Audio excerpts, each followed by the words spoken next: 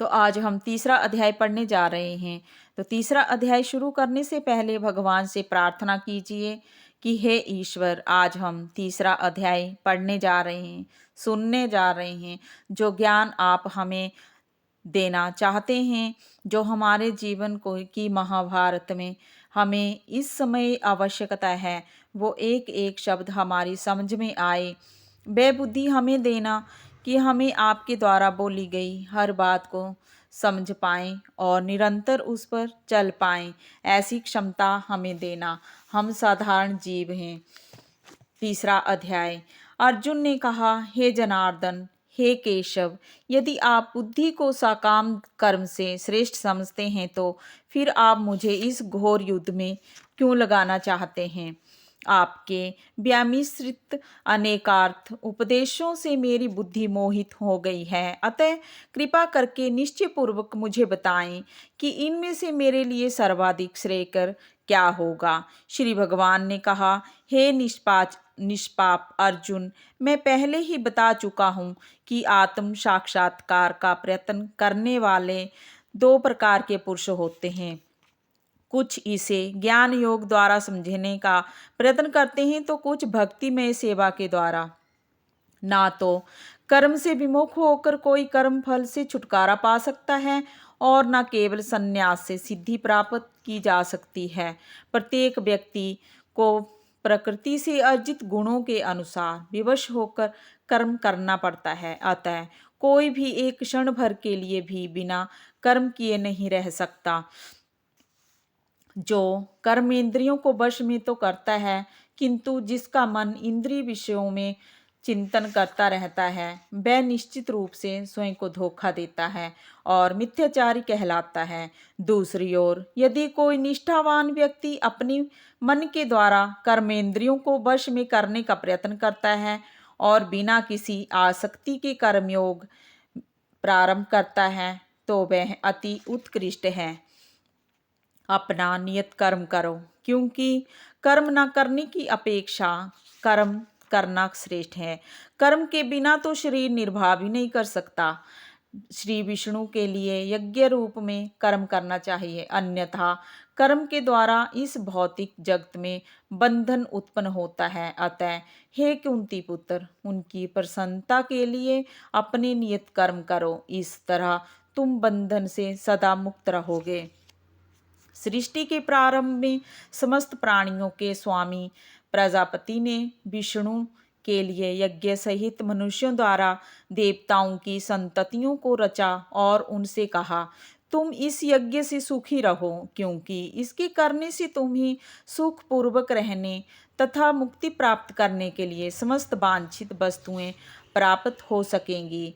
यज्ञों के द्वारा प्रसन्न होकर देवता तुम्हें भी प्रसन्न करेंगे और इस तरह मनुष्यों तथा देवताओं के मध्य सहयोग से सबों को संपन्नता प्राप्त होगी। जीवन की विभिन्न आवश्यकताओं की पूर्ति करने वाले विभिन्न देवता यज्ञ संपन्न होने पर प्रसन्न होकर तुम्हारी सारी आवश्यकताओं की पूर्ति करेंगे, किंतु जो इन उपहारों को देवताओं को अर्पित किए बिना भोगता है, वह निश्चित रूप से चोर है। भगवान के भक्त सभी प्रकार के पापों से मुक्त हो जाते हैं, क्योंकि वे यज्ञ में अर्पित किए भोजन को ही खाते हैं। अन्य लोग जो अपने इंद्रिय सुख के लिए भोजन बनाते हैं, वे निश्चय रूप से पाप खाते हैं। सारे प्राणी अन्न पर आश्रित हैं, जो वर्षा से उत्पन्न होता है। वर्षा यज्ञ संपन्न करने से होती है और यज्ञ नियत कर्मों से उत्पन्न होता है। वेदों में नियमित कर्मों का विधान है और ये वेद साक्षात श्री भगवान से प्रकट हुए हैं। फलतः सर्वव्यापी ब्रह्मा यज्ञ कर्मों में सदा स्थिर रहता है। हे प्रिय अर्जुन, जो मानव जीवन में इस प्रकार वेदों द्वारा स्थापित यज्ञ चक्र का पालन नहीं करता, वह निश्चय ही पाप में जीवन व्यतीत करता है। ऐसा व्यक्ति केवल इंद्रियों की तुष्टि के लिए व्यर्थ ही जीवित रहता है, किंतु जो व्यक्ति आत्मा में ही आनंद लेता है तथा जिसका जीवन आत्म साक्षात्कार युक्त है और जो अपने में ही पूर्णतया संतुष्ट रहता है, उसके लिए कुछ करणीय नहीं होता। स्वरूप सिद्ध व्यक्ति के लिए ना तो अपने नियत कर्मों को करने की आवश्यकता रह जाती है, ना ऐसा कर्म ना करने का कोई कारण ही रह जाता है। उसे किसी अन्य जीव पर निर्भर रहने की आवश्यकता भी नहीं रहती। अतः कर्म फल में आसक्त हुए बिना मनुष्य को अपना कर्तव्य समझकर निरंतर कर्म करते रहना चाहिए, क्योंकि अनासक्त होकर कर्म करने से उसे पर ब्रह्म की प्राप्ति होती है। जनक जैसे राजाओं ने केवल नियत कर्मों को करने से ही सिद्धि प्राप्त की। अतः सामान्य जनों को शिक्षित करने की दृष्टि से तुम्हें कर्म करना चाहिए। महापुरुष जो जो आचरण करता है, सामान्य व्यक्ति उसी का आचरण अनुसरण करते हैं। वे अपने अनुसरणीय कार्यों से जो आदर्श प्रस्तुत करता है, संपूर्ण विश्व उसका अनुसरण करता है। हे पृथा पुत्र, तीनों लोकों में मेरे लिए कोई भी कर्म नियत नहीं है। ना मुझे किसी वस्तु का अभाव है और ना आवश्यकता ही है, तो मैं भी नियत कर्म करने में तत्पर रहता हूँ। क्योंकि यदि मैं नियत कर्मों को सावधानी पूर्वक ना करूं, तो हे पार्थ, यह निश्चित है कि सारे मनुष्य मेरे पथ का ही अनुगमन करेंगे। यदि मैं नियत कर्म ना करूं, तो ये सारे लोग नष्ट हो जाएंगे। तब मैं अवांछित जन समुदाय को उत्पन्न करने का कारण हो जाऊंगा और इस तरह संपूर्ण प्राणियों की शांति का विनाशक बनूंगा। जिस प्रकार अज्ञानी जनफल की आसक्ति से कार्य करते हैं, उसी तरह विद्वान जनों को चाहिए कि वे लोगों को उचित पथ पर ले जाने के लिए अनासक्त रहकर कार्य करें। विद्वान व्यक्ति को चाहिए कि वे सकाम कर्मों में आसक्त अज्ञानी पुरुषों को कर्म करने से रोके नहीं, ताकि उनके मन विचलित ना हों, अपितु भक्ति भाव से कर्म करते हुए वह उन्हें सभी प्रकार के कार्यों में लगाए, जिससे कृष्ण भावनामृत का क्रमिक विकास हो। जीवात्मा अहंकार के प्रभाव से मोहग्रस्त होकर अपने आप को समस्त कर्मों का कर्ता मान बैठता है, जबकि वास्तव में वे प्रकृति के तीनों गुणों द्वारा संपन्न किए जाते हैं। हे महाबाहो, भक्ति भाव में कर्म तथा सकाम कर्म के भेद को भली भांति जानते हुए जो परम सत्य को जानने वाला है, वे कभी भी अपने आप को इंद्रियों में तथा इंद्रिय तृप्ति में नहीं लगाता। माया के गुणों के से मोहग्रस्त होने पर अज्ञानी पुरुष पूर्णतया भौतिक कार्यों में संलग्न रहकर उनमें आसक्त हो जाते हैं। यद्यपि उनके ये कार्य उनमें ज्ञानाभाव के कारण अधम होते हैं, किंतु ज्ञानी को चाहिए कि उन्हें विचलित ना करे। अतः हे अर्जुन, अपने सारे कार्यों को मुझ में समर्पित करके मेरे पूर्ण ज्ञान से युक्त होकर लाभ की आकांक्षा से रहित, स्वामित्व के किसी दावे के बिना तथा आलस्य से रहित होकर युद्ध करो।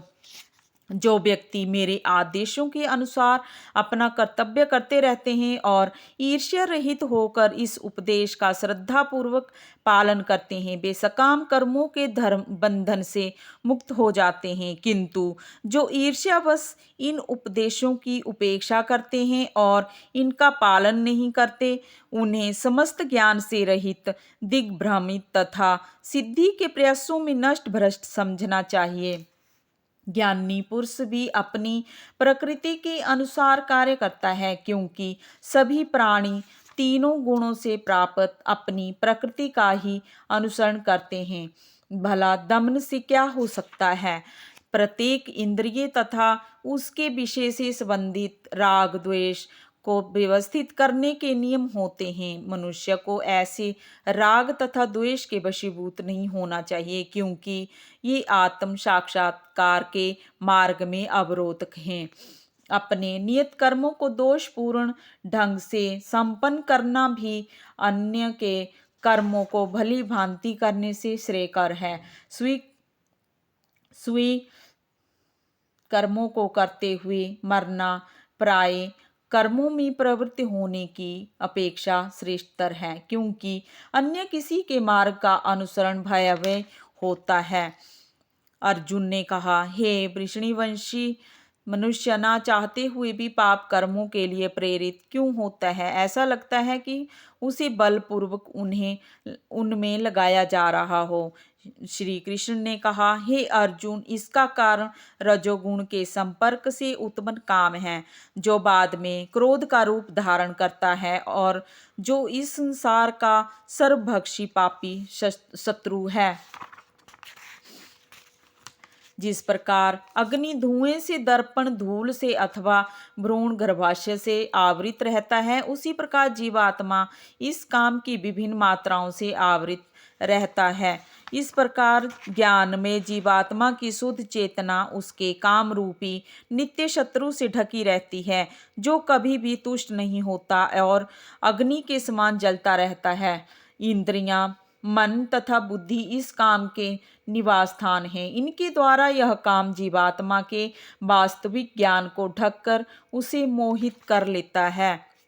इसलिए हे भरतवंशियों, मैं श्रेष्ठ अर्जुन, प्रारंभ में ही इंद्रियों को वश में करके इस पाप के महान प्रतीक का दमन करो और ज्ञान तथा आत्म साक्षात्कार के इस विनाशकर्ता का वध करो। कर्मेंद्रियां जड़ पदार्थ की अपेक्षा श्रेष्ठ हैं। इन इंद्रियों से बढ़कर बुद्धि मन से भी उच्च है और वह बुद्धि से भी बढ़कर है। इस प्रकार हे महाबाहु अर्जुन, अपने आप को भौतिक इंद्रियों, मन तथा बुद्धि से परे जानकर और मन को सावधान आध्यात्मिक बुद्धि कृष्णा भावनामृत से स्थिर करके आध्यात्मिक शक्ति द्वारा इस काम रूपी दुर्जय शत्रु को जीतो।